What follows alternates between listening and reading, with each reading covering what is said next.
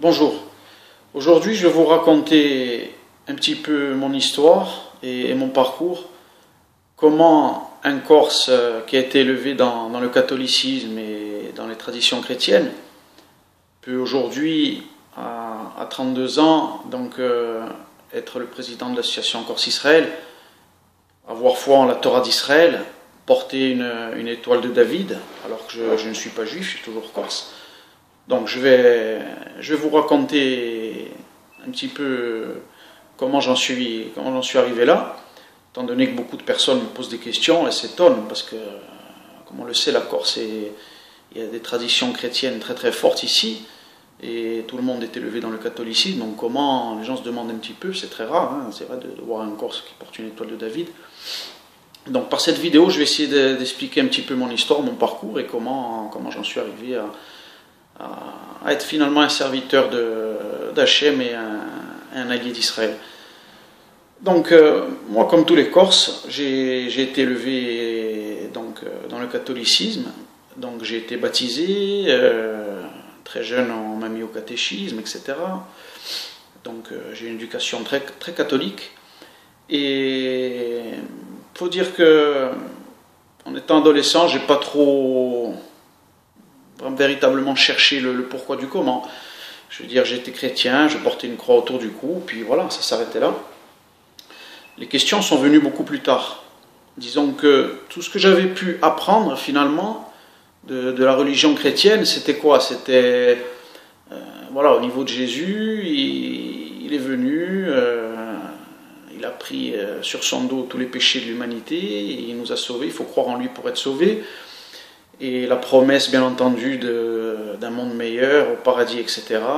Donc si on croit en lui, etc., c'est tout, ça s'arrêtait tout simplement là. Il n'y avait pas véritablement d'autres questions et une recherche qu'il peut y avoir sur le comment, du pourquoi, de la création, etc., etc.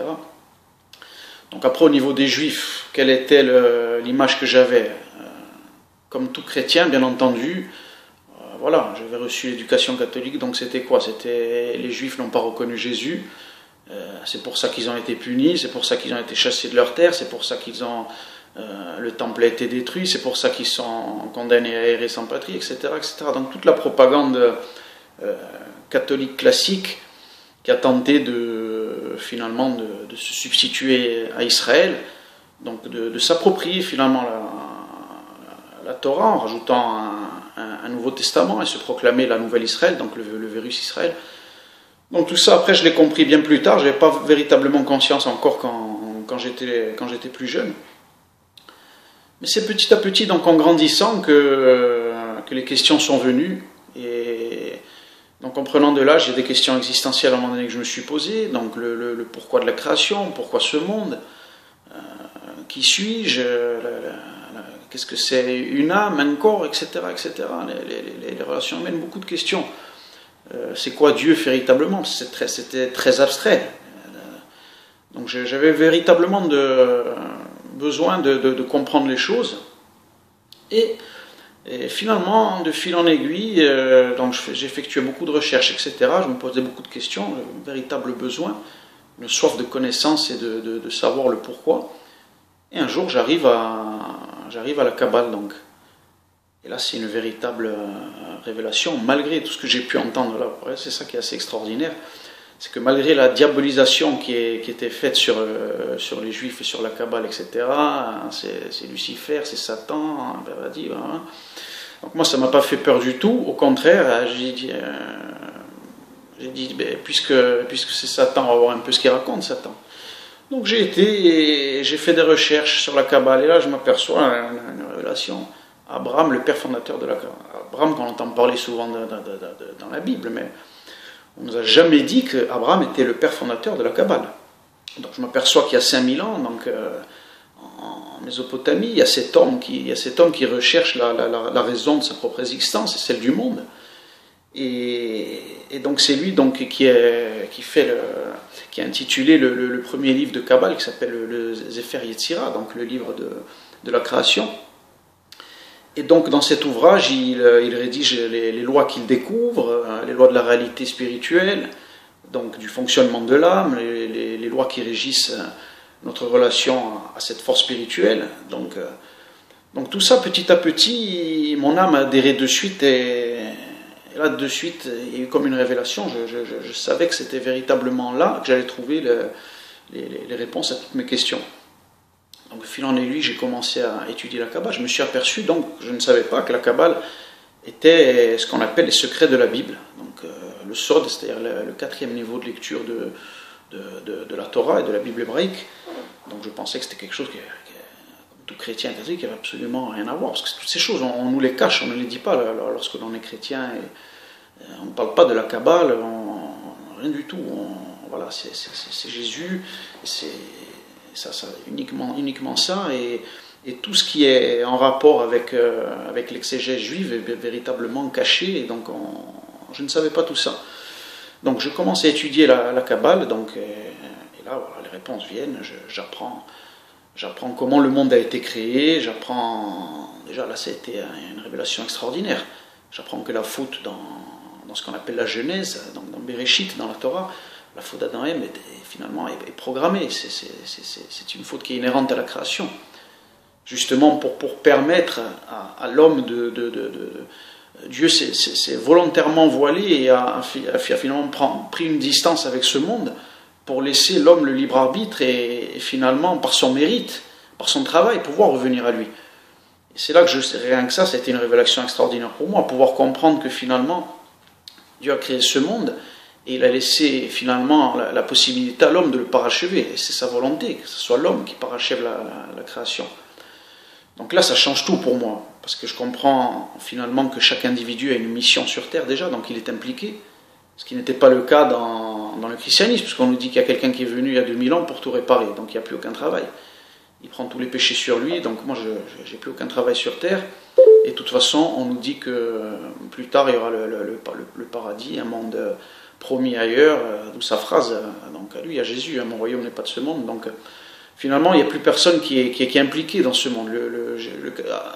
Avec le recul, j'ai compris que le catholicisme est une religion qui vraiment rend l'homme passif, où il n'y a plus aucun travail sur terre, plus aucun investissement, l'homme ne cherche plus à corriger ce monde, à le transformer, à le ramener justement à Dieu, et c'est tout le contraire finalement de ce qui est expliqué dans la Kabbale, dans la Torah d'Israël. Et là, finalement, j'ai trouvé ma voie. Et donc aujourd'hui, je suis un homme de Torah. Je suis un homme de Torah. Je suis donc des cours avec une véritable assiduité. C'est extraordinaire. J'apprends les relations humaines. J'apprends la racine même des maladies. C'est une véritable science, la Torah. Ça n'a rien à voir avec une religion. C'est quelque chose d'extraordinaire. La science... Même les sciences profanes aujourd'hui sont à des années-lumière de la sagesse de la science de la Torah. Quelque chose d'extraordinaire. Comprendre la structure de son âme, comprendre une faute au départ, ce que c'est une faute, qu'est-ce qu'elle va amener, toutes les racines, causes et conséquences. C'est quelque chose d'extraordinaire. Et ça a été une véritable révélation pour moi, et je remercie le Maître du Monde tous les jours d'avoir pu m'éclairer et de m'avoir permis de revenir jusqu'à lui, jusqu'à sa Torah. Et qu'est-ce que je peux dire d'autre par rapport à tout ça aussi? Moi, ce qui m'a séduit aussi dans le message de la Torah d'Israël, je suis bien sûr les cours du Rav Zinovitz. Ceux qui se posent des questions, je les invite vraiment à suivre ces cours, parce que c'est un grand, ce qu'on appelle Mekoubal, un véritable maître, qui rentre en profondeur véritablement dans les secrets de la Torah d'Israël. Il rapporte vraiment tous les écrits des grands maîtres, comme le Ari Akadosh, le Rabbi Shimon Bar Yochai, qui a écrit le livre de la splendeur, tous les secrets de la Bible, de la Torah. Un grand maître. Ses cours sont en français, et malgré la difficulté finalement de ces textes, qui sont tous codés, cryptés, et qui sont d'une sagesse inimaginable et d'un niveau on ne peut même pas imaginer, il arrive à être le réceptacle de tout ça et faire descendre ces notions à notre niveau, donc à quelqu'un, à tout le monde. Tout le monde peut aujourd'hui apprendre la Torah, et c'est pas comme on peut le penser, finalement une sagesse et une science qui est réservée à une certaine... Elle l'a été, c'est pour ça que les maîtres d'Israël ont caché pendant plusieurs millénaires ces notions, non pas pour les garder pour eux, mais justement parce que l'humanité n'était pas prête encore pour recevoir ces messages-là qui sont d'une profondeur inouïe. Et aujourd'hui, comme ça a été prophétisé, la véritable parole d'Hachem est en train de se diffuser dans le monde entier. Grâce aux réseaux sociaux, grâce à Internet, aujourd'hui, tout le monde peut étudier la Torah. Et c'est secret, c'est extraordinaire. C'est ce qui va nous emmener véritablement à ce qu'on appelle dans la Bible la délivrance finale. Et comme j'étais en train de vous expliquer, ce qui est extraordinaire dans la Torah d'Israël, et là véritablement aujourd'hui, moi c'est ça qui me parle, c'est que je peux rester corse aujourd'hui et avoir foi en la Torah d'Israël, être à leur côté, être un associé d'Israël sans me convertir. C'est ça qui est extraordinaire.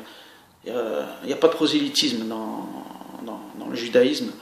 Donc Israël a reçu la Torah, certes, Dieu les a choisis pour que ce soit eux qui la reçoivent et qui la transmettent finalement à l'humanité tout entière, mais sans convertir tout le monde. La Torah d'Israël, c'est un monde d'unité où tout le monde, chacun selon sa propre nature, sa propre identité, chaque peuple selon vraiment sa structure, sa nature, voilà, peut avoir foi en la Torah d'Israël, comprendre ce que c'est le Dieu unique, le Dieu un, et tous unis comme ça, tous ensemble aux côtés d'Israël, servir le même Dieu, mais tout en gardant sa propre nature, son identité. Ça c'est extraordinaire. À la différence bien sûr des deux autres religions, comme le christianisme et l'islam, qui sont des religions donc, qui ont essayé de substituer de toute manière, aujourd'hui j'ai très bien compris, à la Torah d'Israël, qui veulent s'approprier leurs textes, les transformer pour remplacer la mission qui a été confiée au peuple juif. Mais bon, ça c'est clair qu'ils n'y arriveront pas. Et grâce à Dieu, de toute façon, la Torah est cryptée, est codée, et seuls les maîtres d'Israël aujourd'hui possèdent ces secrets qui se sont transmis d'élève en élève, etc. Et il n'y a qu'eux qui peuvent véritablement nous transmettre les messages de cette sagesse.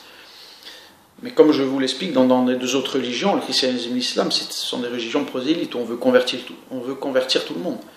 Donc au final, on aura un monde uniforme et il n'y aura plus de différence. On sera tous, on sera tous des musulmans, on sera tous des chrétiens. Donc moi, je ne veux pas d'un monde uniforme. Je veux d'un monde à l'image d'un arc-en-ciel, justement, qui est le symbole finalement des fils de Noé, ce qu'on appelle donc les nations, nous, les peuples. Et c'est un arc-en-ciel, justement. Un arc-en-ciel, c'est quoi? C'est-à-dire c'est toutes les couleurs ensemble, mais on peut toutes les distinguer. Comme on peut le voir si on fait un peu de peinture, si on mélange toutes les couleurs, on n'obtient plus rien.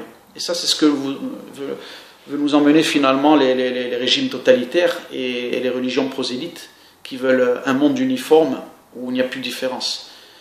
Donc voilà mon message.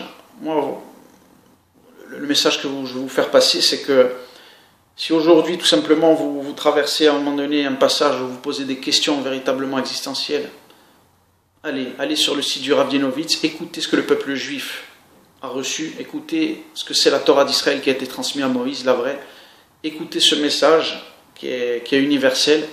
C'est vrai qu'après il y a des différences, comme le Rav Dienowitz va vous l'expliquer, c'est juste au niveau de la pratique. Israël a été choisi, certes, mais c'est une mission comme une autre, chacun a la sienne. C'est pas que c'est une mission supérieure à la nôtre, parce que les maîtres d'Israël le disent tous, et le Rav Dienowitz le dit souvent dans ses cours, le projet de la délivrance finale ne peut pas se faire avec seulement Israël. Israël le dit, sans les nations, la délivrance finale ne peut pas venir. C'est au contraire l'alliance entre Israël et les nations qui va donner la délivrance finale. Israël ne peut pas se passer de nous, et nous ne pouvons pas nous passer d'Israël. C'est une structure, je dirais, masculine et féminine qui est compréhensible à la langue quand on étudie. Il y a la dimension masculine qui est Israël, à l'image de l'étoile de David, il y a le triangle du haut, et les nations, donc le triangle du bas, qui vont être le réceptacle de toute cette sagesse et de cette science infinie. Et ensemble, avec l'aide de Dieu, nous allons réussir à rentrer avec l'aide du Maître du Monde, avec l'arrivée du Mashiach, ce qui va dévoiler la reconstruction du troisième temple à Jérusalem, qui sera une maison de prière pour tous les peuples. C'est ce qu'on souhaite véritablement, et chacun à notre niveau, on va essayer de se battre et de diffuser la vérité pour arriver le plus vite possible à cette situation. Donc voilà, je vous ai raconté mon parcours, et aujourd'hui donc je suis un Corse, un serviteur d'Israël, un serviteur du Dieu d'Israël, un serviteur d'Hachem. Tout me relie à Israël aujourd'hui de manière assez providentielle, parce que je suis également quelqu'un qui est j'ai un diplôme d'instructeur, donc de Krav Maga. Donc le Krav Maga aussi, c'est Israël. C'est le système de l'armée israélienne. Donc, même par rapport à ça, finalement, au niveau de mon travail, je suis relié à Israël de manière assez extraordinaire. Donc, moi, je vous souhaite à tous d'avoir la révélation que j'ai pu avoir et de vous délivrer, de vous libérer, de libérer votre esprit de tout, finalement, toutes ces choses qui des fois nous sont inculquées et qui nous détournent de la vérité. Malheureusement, depuis des millénaires, on nous a caché cette sagesse extraordinaire qui peut libérer un homme, le sortir de la prison dans laquelle son esprit peut être enfermé. Aujourd'hui, je suis un homme épanoui, heureux, vraiment bien, fort. La Torah rend fort aussi, ce que je voulais surtout vous dire. La Torah permet d'être fort dans la vie de tous les jours. Elle descend dans la réalité de ce monde, dans sa dureté, et elle transperce tout. Et voilà, aujourd'hui on est là, et chaque serviteur d'Hachem, chaque homme de Torah est très fort. Et comme disent mes amis en Judée-Samarie, on a la Torah dans un bras et la mitraillette dans l'autre, et on est là, on craint personne. Donc voilà, je vous remercie à tous. J'espère que ce message pourra vous inspirer pour ceux qui se posent des questions. Et je vous souhaite à tous de passer par le chemin par lequel je suis passé, parce qu'il est extraordinaire. Donc voilà, je vous souhaite que des bonnes choses à tous, et un grand merci, et à bientôt.